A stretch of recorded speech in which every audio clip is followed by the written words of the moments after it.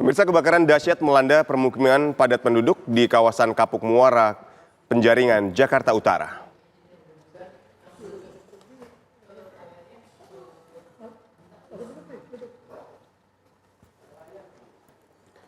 Insiden kebakaran terjadi pada Jumat siang. Sebanyak 17 unit pemadam kebakaran dikerahkan untuk memadamkan api yang menjalar ke permukiman warga.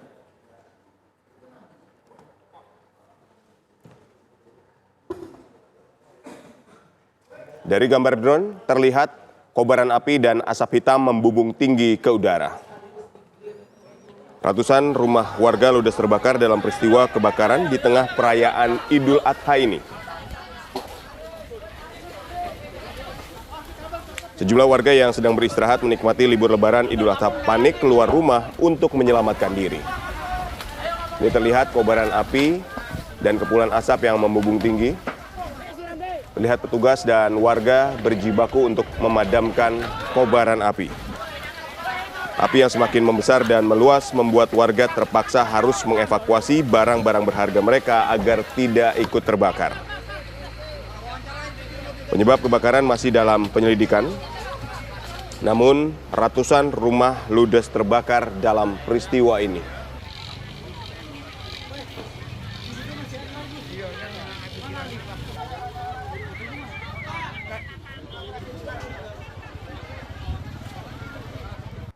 Pemirsa, seperti apa kondisi terkini di lokasi? Apakah api sudah berhasil dipadamkan? Kita tanya pada rekan Yunike Suwandi. Selamat sore Yunike, apakah kobaran api sudah berhasil dipadamkan sepenuhnya? Ya, selamat sore Rendra dan juga pemirsa TV One. Memang sejak pukul 11:30 kira-kira waktu Indonesia Barat tadi, kobaran api membakar di tempat saya mengabarkan saat ini, yakni di Kelurahan Kapuk Muara, Kecamatan Penjaringan, Jakarta Utara. Namun saat ini pemirsa, sebagian besar api sudah berhasil untuk dilokalisir oleh pihak pemadam kebakaran, namun masih ada sebagian kecil ini api yang masih diusahakan untuk dipadamkan oleh pihak pemadam kebakaran. Sampai saat ini pemirsa, update-nya sudah ada 25 unit mobil pemadam serta 130 personil yang membantu untuk memadamkan api. Dan juga pemirsa, tadi kobaran api ini melalap sejumlah rumah warga semi permanen yang bisa pemirsa lihat. Jika saya gambarkan pemirsa, ini adalah rumah semi permanen yang terbakar tadi sejak pukul 11:30 siang waktu Indonesia Barat kira-kira. Inilah yang menjadi kendala sebetulnya. Api melalap ataupun api lebih mudah untuk menyebar dan lebih sulit untuk dipadamkan karena memang rumah semi permanen ini sifatnya terbuat dari bahan-bahan seperti kayu, triplek dan juga bahan-bahan yang lebih mudah terbakar. Selain itu tadi setelah kami berbincang juga bersama dengan pihak pemadam kebakaran, ini rumah-rumah yang terbakar ini berdiri di atas rawa sedalam 2 hingga 3 meter kira-kira, dan juga itu yang membuat dari pihak pemadam kebakaran ini tidak mau mengambil resiko lebih karena bisa beresiko untuk bisa kita katakan terjeblos begitu ya, dan air di rawa-rawa tersebut panas karena api yang membakar seperti itu. Dan juga memang sampai sore ini titik api seperti yang tadi sudah kami sampaikan, titik api ini sudah sebagian besar berhasil untuk dilokalisir, namun masih ada beberapa titik-titik kecil yang masih diusahakan untuk dipadamkan. Tadi juga setelah kami berbincang dan kami melihat keadaan di sekitar ini bahwa rumah ataupun lokasi yang terbakar ini adalah tempat pengepul ataupun lokasi akhir dari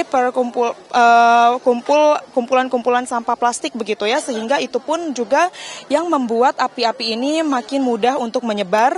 Dan selain itu juga yang membuat pihak pemadam kebakaran ini khawatir dan juga bersiaga penuh karena di lokasi juga terdapat tabung-tabung gas LPG yang beresiko untuk meledak jika terkena suhu yang tinggi, dan itulah yang menyebabkan pemadam kebakaran itu bersiaga untuk segera memadamkan api.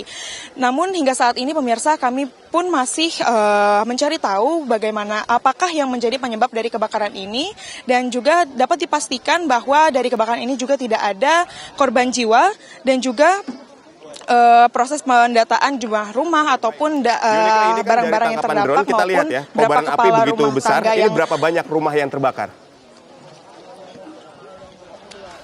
Iya, Rendra, untuk data-data rumah yang terbakar ini kami masih, tadi kami sudah berbincang dengan pihak pemadam kebakaran bahwa belum ada data pasti berapa rumah yang terbakar ini, karena masih belum ada catatan akhirnya ini berapa rumah yang terbakar.